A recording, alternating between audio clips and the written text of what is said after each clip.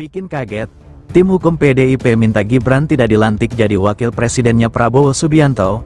Bagaimana beritanya silahkan simak baik-baik karena hari ini ada 3 berita terbaru tentang Prabowo dan Gibran Raka Buming Raka. Inilah berita yang pertama. Tim hukum PDIP minta Gibran tak dilantik sebagai wapres tapi Prabowo boleh jadi presiden. PDI Perjuangan melalui tim hukumnya meminta Gibran Raka Buming Raka tidak dilantik sebagai wakil presiden. Hal itu tertuang dalam gugatan petitum di Pengadilan Tata Usaha Negara, PT UN, Jakarta Timur. Ketua Tim Hukum PDI Perjuangan Prof. Gayus Lumbun menjelaskan petitum awal yang diajukan tim hukum PDIP sebelumnya adalah membatalkan pendaftaran Gibran di KPU. Ketika kami cuatkan itu kemudian belum berjalan atau belum dipahami oleh KPU mungkin dari respons berjalan terus hingga penetapan, kata Gayus. PDIP juga sempat meminta penetapan pasangan nomor urut 02 Prabowo Gibran sebagai pemenang Pilpres 2024 agar ditunda oleh KPU. Sebabnya, PDIP sedang menjalankan proses gugatan di PT UN. Jadi isi penetapan itu hasil dari putusan MK yang tidak bisa diubah oleh siapapun, maka kami merubah menjadi mundur dari harapan kami itu sampai pada pelantikan, tutur Prof. Gayus. Menurutnya, pelantikan harus dibatasi kepada orang yang melanggar hukum termasuk Gibran Raka Buming. Yang melanggar ini bukan pasangan, setengah pasangan, yaitu cawapres ketika itu yang sekarang menjadi wapres itu berindikasi kami temukan pelanggaran-pelanggaran yang fatal bukan oleh bersangkutan tapi oleh rekan-rekan yang bernama KPU, urai mantan Hakim Agung itu. Namun demikian, KPU tidak bisa memahami sehingga hanya berlaku putusan MK. Prof. Gayus menegaskan PDIP mendesak agar wapres yang melanggar hukum tidak dilantik. Sementara itu Presiden terpilih Prabowo Subianto tidak terindikasi adanya pelanggaran hukum. Pihak PDIP tidak mempersoalkan pelantikan Prabowo pada tanggal 20 Oktober tahun 2024. Kami tidak mendapatkan indikasi adanya pelanggaran hukum oleh KPU terhadap Presiden terpilih, tukasnya. Selain itu, Prof. Gayus melihat MPR bisa memakai putusan PT UN untuk tidak melantik Gibran. MPR akan memikirkan apakah sebuah produk yang diawali dengan melanggar hukum itu bisa dilaksanakan. Kami berpendapat, ya, bisa iya, juga bisa tidak, karena mungkin MPR tidak mau melantik, ini yang perlu dikuot, kata Gayus. Kalau rakyat menghendaki tidak melantik karena memang didapati diawali oleh perbuatan melanggar hukum penguasa, nah, itu sangat bisa mungkin terjadi, jadi, bisa tidak dilantik, ujarnya menambahkan. Gayus menuturkan pihaknya mengajukan permohonan ke PT UN karena menganggap KPU sebagai tergugat melakukan perbuatan melawan hukum. Satu di antaranya, KPU memakai PKPU nomor 19 tahun 2023 atau aturan lama ketika menerima putra Presiden Joko Widodo, Gibran sebagai cawapres pendamping Prabowo. Itulah berita yang pertama, sekarang Mimin akan bacakan berita yang kedua. Ganjar Pranowo deklarasikan sebagai oposisi di Kabinet Prabowo Gibran. Calon Presiden Indonesia Ganjar Pranowo menyatakan dirinya sebagai oposisi di Kabinet Prabowo Gibran untuk menerapkan checks and balances terhadap kebijakan pemerintah.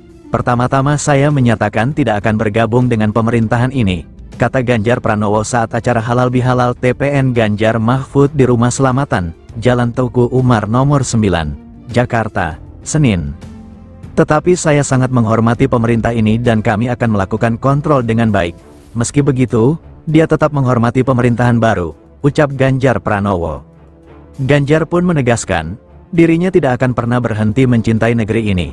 Selain itu, langkah yang diambilnya semua bertujuan untuk menunjukkan etika politik karena cara berpolitik Indonesia harus elegan dan terhormat. Ia juga menilai tidak perlu ada ejekan dari sesama warga, karena saluran yang paling tepat untuk menyampaikan kritik adalah melalui DPR. Ini jalan terbaik, tindakan yang tepat untuk mengambil kendali, kata Ganjar. Sementara itu, calon wakil presiden Mahfud MD mengatakan dia akan terus berjuang dengan banyak cara. Mahfud berpendapat jalur tersebut bisa melalui partai politik dan gerakan politik. Mantan Menteri Koordinator Politik, Hukum, dan Keamanan ini mencontohkan calon presidennya juga memiliki gerakan politik di luar partai. Menurut dia, gerakan politik tidak hanya partai, tetapi juga organisasi masyarakat dan pers yang bertujuan untuk mengarahkan kebijakan negara. Saya mengkonsolidasikan kembalinya masyarakat sipil yang pernah berjaya di jalur tunggal membangun demokrasi, jelas Mahfud. Mahfud juga akan kembali mengajar di kampus untuk menyikapi praktik hukum di Indonesia. Pasalnya, kini para elit menjalankan hukum tanpa etika. Ia mencontohkan, undang-undang saat ini dibentuk oleh selera elit yang memiliki kepentingan jangka pendek dan kelompok kecil. Oleh karena itu, praktik hukum harus disesuaikan. Saya akan mengawasi bidang hukum, tentu saja pengadilan, karena hukumlah yang membuat undang-undang dalam pekerjaan sehari-hari pemerintah dan pengadilan. Jadi sekarang kita harus mengatur segala sesuatunya untuk menjaga keamanan negara ini, tutupnya. Itulah berita yang kedua, sekarang Mimin akan bacakan berita yang ketiga.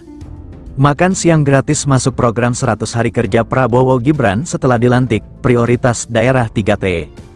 Wakil Presiden terpilih, Gibran Rakabuming Raka, memastikan, program makan siang gratis menjadi satu di antara program 100 hari kerja seusai pelantikan Presiden dan Wakil Presiden hasil pemilu 2024. Wali Kota Solo itu mengatakan, masih mendiskusikan sasaran lokasi penerima program makan siang gratis tersebut. Hal ini diungkapkan Gibran saat ditanya mengenai isi program 100 hari kerja usai dirinya dilantik nanti, di gedung DPRD Solo. Gibran mengaku segera memaparkan isi program yang disebutnya Quick Win itu. Quick Win dan lain-lain segera kami paparkan. Sebenarnya sudah ada di visi misi kami yang jelas. Sering kami lontarkan makan siang gratis, ujarnya. Gibran mengatakan, pelaksanaan program makan gratis ini masih dirundingkan, terutama lokasi yang akan menjadi pilot project.